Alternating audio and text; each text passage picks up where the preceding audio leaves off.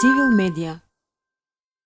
Ние сме граѓански новинари од Цивил, Организација за човекови права и слобода. Се наоѓаме во стариот дел од градот Велес, каде што се наоѓа и градскиот пазар, каде што во вторник, во петок и во недела е препун со народ.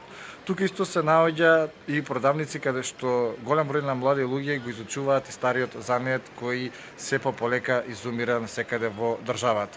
Но, она што е најтрагично е тоа што токму овде исто се наоѓа и детска градинка каде што учат повеќе од, каде што се згрижени повеќе од 300 деца во ова место. Но, погледнете што има позади нас. Ајдуш!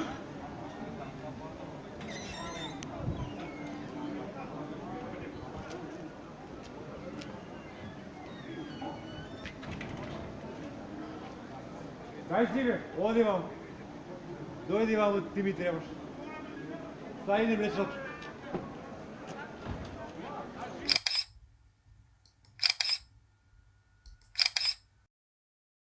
Дервенскиот во Велес, можам да ви кажам дека само еднаш е чистен и тоа во 1970 година со рабаџески коли, со запрега и тогаш е правилно иште.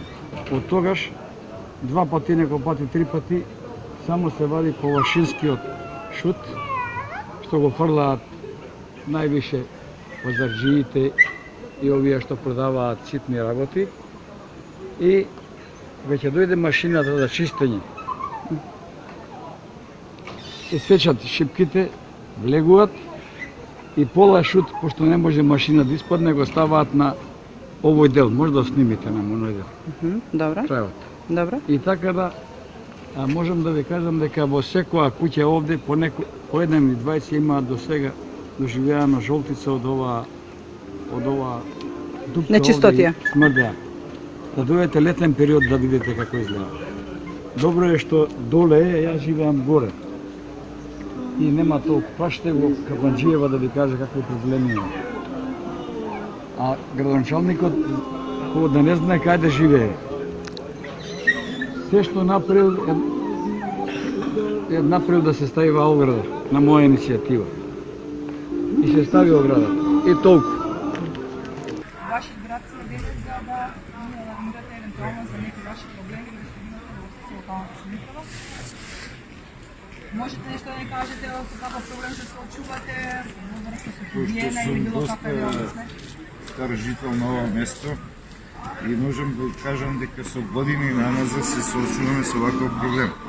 Еден таков проблем имаше у 78-79, не се сеќавам точно, и имаше поплава. Каде што поројната вода не можеше да оди под каналот, и чистотија се префрли нагоре. Да, Лукјани. Таква поплава беше што ако немавме помош на врата, немаше шанса да испаднеме, бидејќи тоа е поројна вода. Што тогаш во таа поплава покрај тоа што Вардар беше голем, го пресече што цела околина до училиштено и така натаму беше поплавена. Сега нешто интервенирано е во врска со тоа нешто да се... Многу ретко. Кога има избори, пред избори ќе се направи, ќе се очисти, но тоа е многу минимално и кратко. Ама ова треба да се санира, мислам, едно за секогаш.